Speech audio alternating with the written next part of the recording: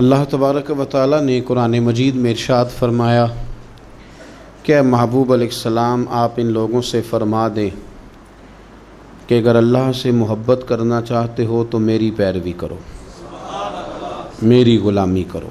قل ان کنتم تحبون اللہ فاتبعونی، آپ فرما دیں کہ اگر اللہ سے محبت کرنا چاہتے ہو تو میری پیروی کرو، یحببکم اللہ، اللہ تمہیں اپنا محبوب بنا لے گا۔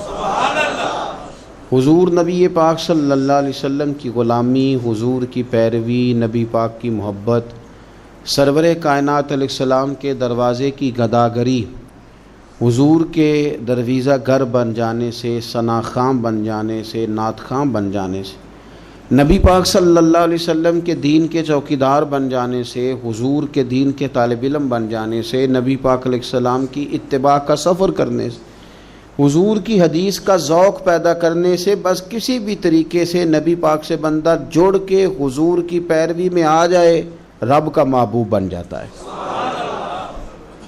ایک بات اچھی طرح اپنے ذہن میں بٹھا لیں کہ اسلام بالکل فطرتی مذہب ہے، جبراً ہم سے کام نہیں کراتا۔ دل اللہ تعالیٰ کے دست قدرت میں ہے، رب چاہتا تو ہر کافر کا دل اسلام کی طرف موڑ دیتا، پابند کر دیا جاتا کہ اگر تم دین قبول کرو گے، دین پر عمل کرو گے تو فلاں فلاں چیز ملے گی، ورنہ نہیں ملے گی۔ آ جاتے لوگ پھر بھی، لیکن دین کی سب سے مضبوط گرہ محبت ہے۔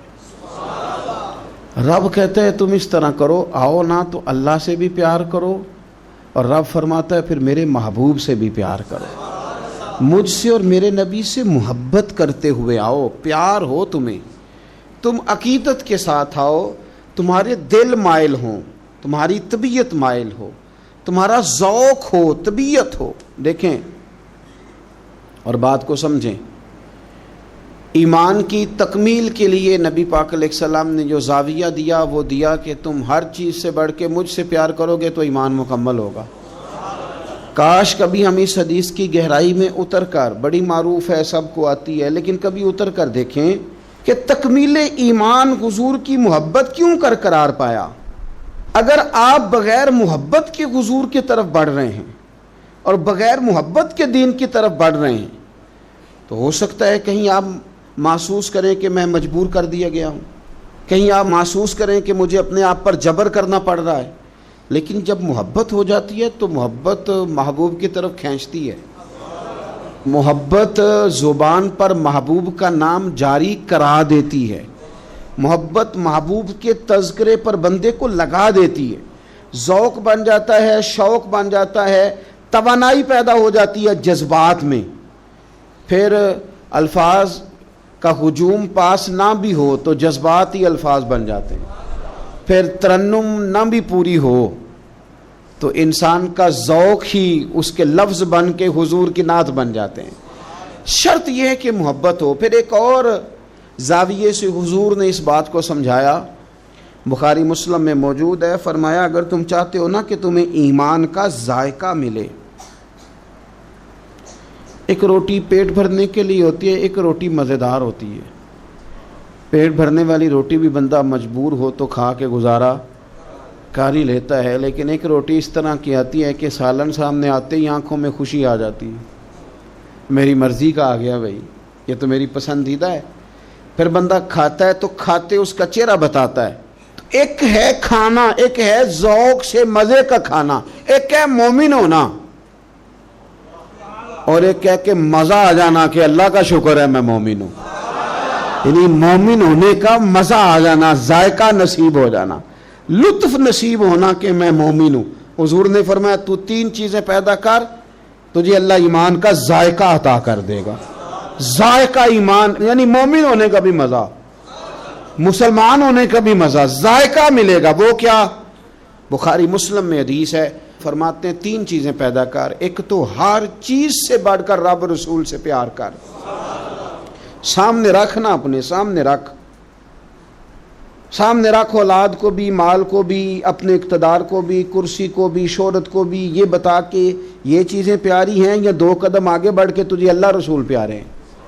ہم تو تجربہ نہیں کرتے، لیکن حضرت عمر گھر سے تجربہ کر کے آئے تھے۔ انہوں نے آ کے کہا یا رسول اللہ صلی اللہ علیہ وسلم مجھے ہر چیز سے بڑھ کر آپ پیارے ہیں، پر مجھے جان زیادہ پیاری آپ سے، کیونکہ وہ سچ بولتے تھے نا، سچے لوگ تھے، دیانتدار، صاف کا. یا رسول اللہ صلی اللہ علیہ وسلم میں سوالی بن کے آیا ہوں، حضور یہ مجھے جان آپ سے زیادہ پیاری ہے. تو حضور نے سینے پہ ہاتھ مارا، فرمایا ابھی ایمان مکمل نہیں ہوا. فوراً حضرت عمر بولے کہ یا رسول اللہ حکم کریں، بات بدل گئی ہے، اب آپ مجھے میری جان سے بھی زیادہ پیارے ہو گئے. فرمایا اب ایمان مکمل ہو گیا. ایک تو حضور نے فرمایا کہ ہر چیز سے بڑھ کر رب رسول سے پیار کرو، اور دوسرا نبی پاک نے فرمایا جس سے بھی پیار کرو اللہ رسول کے لیے ہی کرو. انہی محبتوں کا مرکز رب رسول ہوں. یہ سیاسی وابستگیاں، منہ رکھنے کے لیے تعلقات، ضرورت پڑی تو بندہ کام آ جائے گا، چونکہ میری مجبوری ہے، چونکہ مجھے ضرورت ہے، یہ بیچ میں سے نکال دو. خالص اللہ کے لیے کسی سے پیار کرو، مزہ آئے گا ایماندار ہونے کا. اور تیسرا حضور نے فرمایا کفر میں جانا تمہیں اتنا ناپسند ہو جتنا آگ میں جانا ناپسند ہے، پھر تمہیں ایماندار ہونے کا مزہ آئے گا، سرور آئے گا. اور جب ایماندار ہونے کا سرور آئے گا پھر انشاءاللہ نماز پڑھنے کا بھی آئے گا، پھر قرآن پڑھنے کا بھی آئے گا، پھر سنت پر عمل کا بھی آئے گا، خدمت دین کا بھی آئے گا. آپ جب یہ چیزیں پیدا کر لیتے ہیں، حضور کی محبت اپنی طبیعت میں ڈھال لیتے ہیں، پھر کوئی چیز خشک نہیں رہ جاتی. ہمارا یہ مسئلہ بن گیا کہ ہم نہ ہر چیز اجتماعی کے قائل ہوتے جا رہے ہیں. ادھر ساری دنیا جائے گی میں بھی ادھر جاؤں گا، تو یہ کوئی کمال تو نہیں نا. مرحوم اعظم نے تو کہا تھا اعظم ہمارے ہاتھ سے پیمانہ ہی گر گیا، ہر بلحوث کے ہاتھ میں پیمانہ دیکھ کر. کہتے سارے ادھر چل پڑے تھے تو اب میں نے یہ رستہ چھوڑ دیا ہے.